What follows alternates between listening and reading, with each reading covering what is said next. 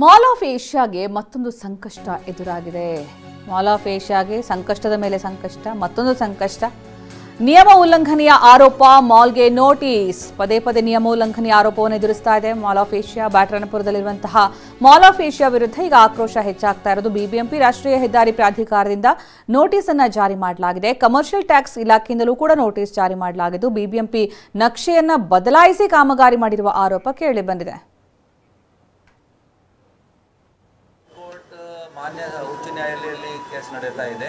ಅಲ್ಲಿ ನಮ್ಮ police commissioner ಅವರಿಗೆ ಕೆಲವು ಡೈರೆಕ್ಷನ್ ಇದೆ, ಆ ಪ್ರಕಾರ ಅವರು ಮಾಡ್ತಾ ಇದ್ದಾರೆ. ಅವರಿಗೆ ನಾವು ಸಹಕಾರ ಸಹಯೋಗ ಎಲ್ಲ ಕೊಡ್ತಾ ಇದ್ದೀವಿ. ಕಂಪ್ಲೀಟ್ ಆಗಿದ್ದು OC ಕೊಡಲಾಗಿದೆ, ಪಾರ್ಷಿಯಲ್ OC ಕೊಡಲಾಗಿದೆ. ಪಾರ್ಷಿಯಲ್ OC ಕೊಡ್ಲಿಕ್ಕೆ ಏನು ಕಂಡೀಷನ್ ಇದ್ದವು ಅದು ಎಲ್ಲ ನೋಡಿಕೊಂಡೇ ಕೊಟ್ಟಿದ್ದೇವೆ. ಅದರಲ್ಲಿ ವೈಲೇಷನ್ ಆ ಟೈಮ್ಗೆ OC ಕೊಡುವಾಗ ಇರಲಿಲ್ಲ. ಈಗ OC ಕೊಟ್ಟ ಮೇಲೆ ಏನು ವೈಲೇಷನ್ ಆಗಿದೆ ಅದು ನಾವು ಚೆಕ್ ಮಾಡಿಕೊಂಡು ವರದಿ ಕೊಡ್ತೀವಿ.